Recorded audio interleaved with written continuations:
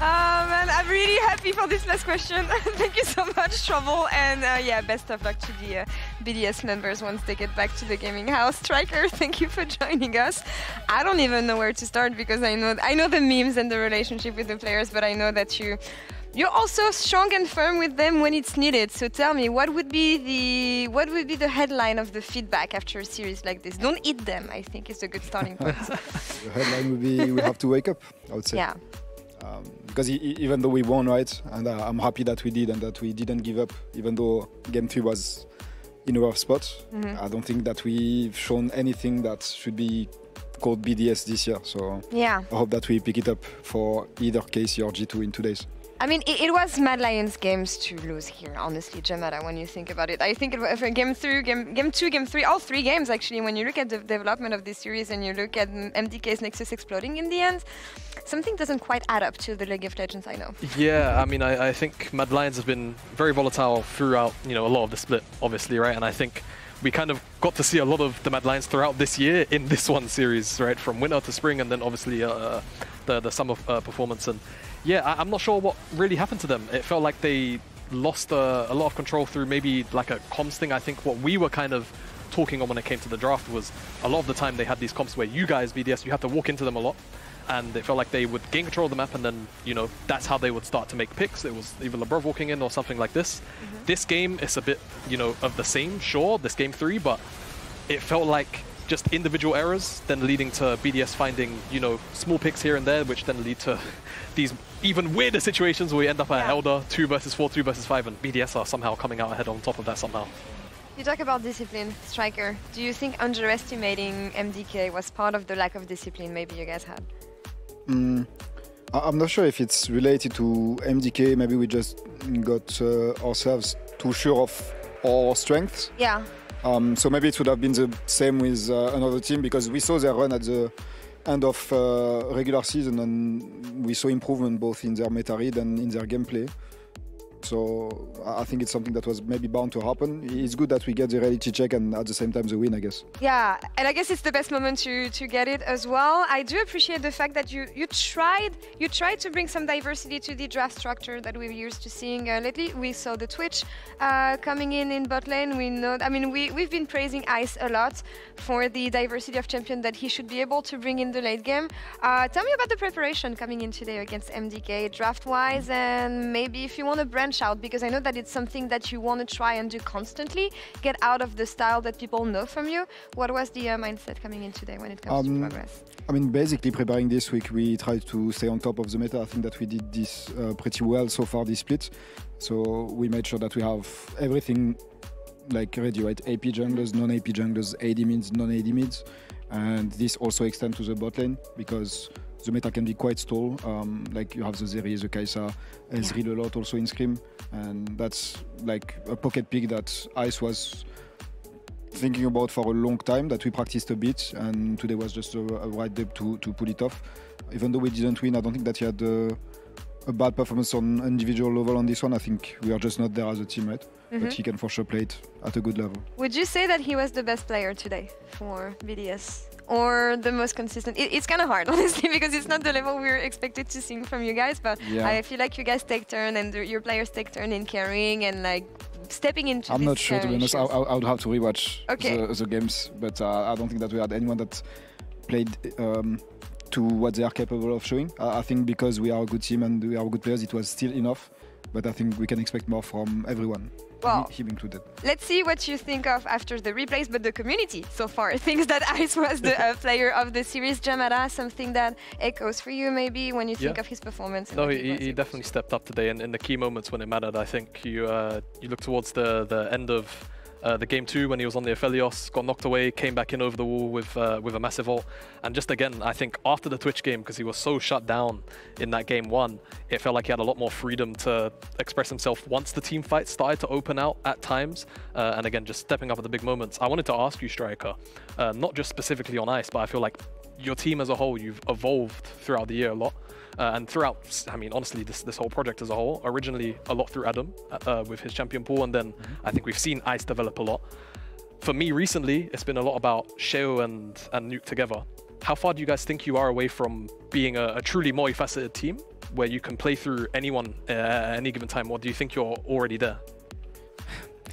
I mean, I would like to say it in different contexts, right? But Yeah, I really Yeah. do think that we are there. I think that when I look at our practice and our regular season and the way that we think about the game, we are not a team that is reliant on playing the 5v5 with the same kind of comp. I think that was the case at some point during the year, right?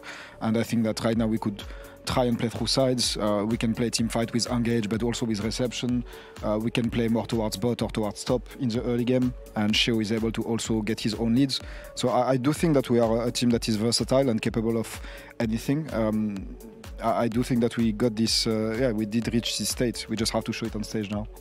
You guys ended in the top in the regular season. I know that you're not happy with the results you had today, but still, when you think about the learnings and growth from this regular season, because I know that at the end of the line for you, you're still looking to get this championship, you're still looking to get this trophy, and you want to do the best you can to get there. So learnings from the regular season that hopefully is going to carry you to finals yet again.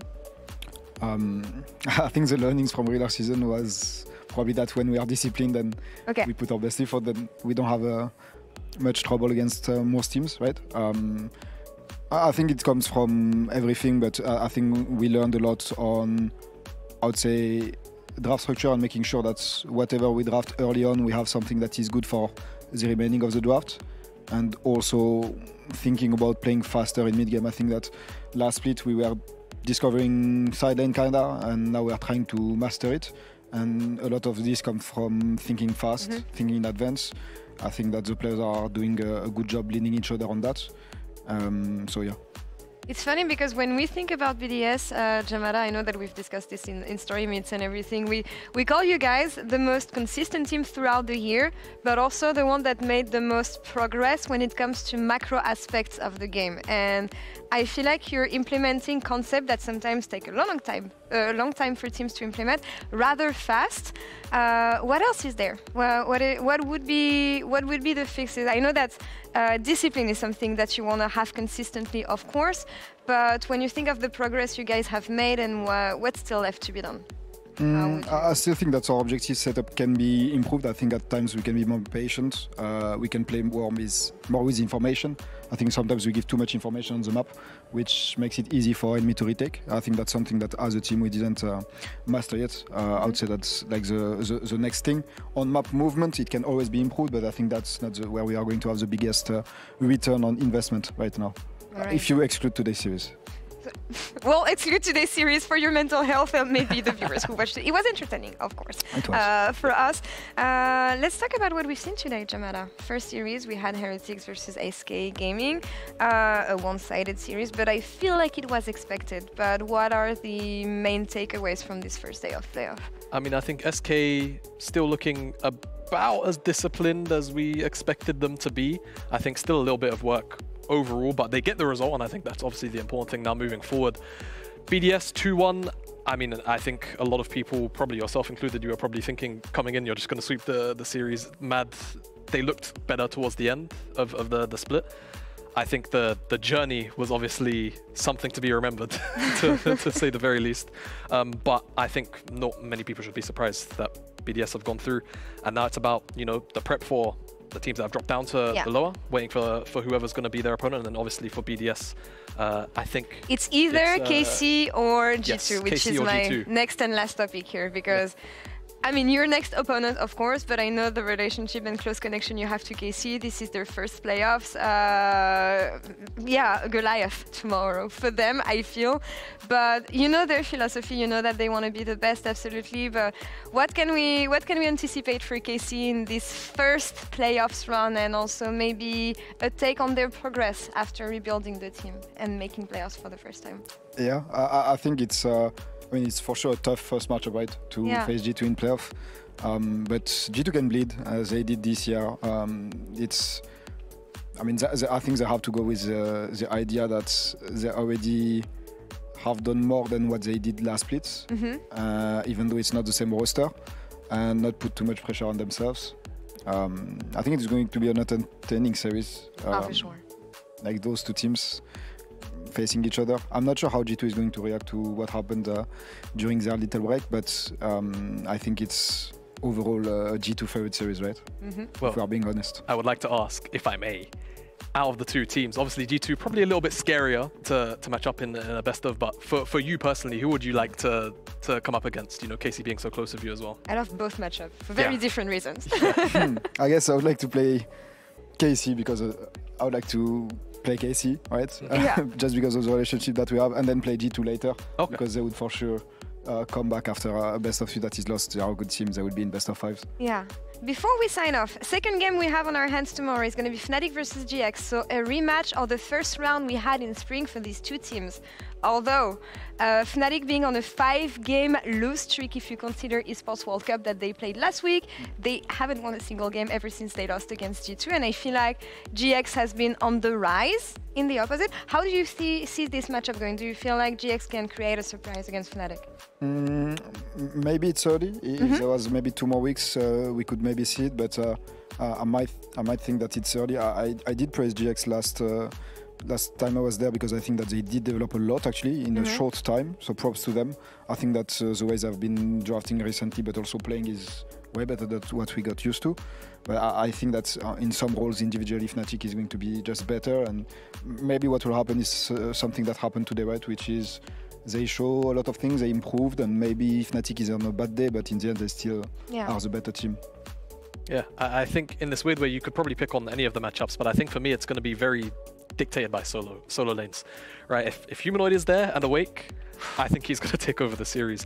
But at the same time, I think the Antonio has had so many small moments where he just produced just a little bit of magic in team fights, and I think that can be something that GIANTX can genuinely lean on and rely on quite a bit. So I think if GIANTX, for me, if they can either enable Antonio on a strong team fighting champion like Rumble, if they can get their hands on it, or actually, you know, provide Jackies a little bit of space to really open up on like a Tristana or a Corki, then I think GIANTX do have a chance. But yeah, again, Fnatic, if they've not really beaten themselves up over this little sort of rut that they're in, realistically they should take the series. But again, I really don't think we should be writing off GIANTX in any capacity. I mean, given the way we thought the second series would go, I'm not going to say anything, and we're going to say let the team speak on the Rift tomorrow. That's all for us here today. Jamada, thank you so much, and Striker, thank you so much as well. Take care of the players, take care of yourself as well, because you have an entire run of playoffs to go through, and exciting games hopefully for BDS. Thank you again for coming with us tonight. And that concludes the first day of summer playoff. We're going to be back tomorrow with 2 best of 3s. Have a good night. Bye-bye.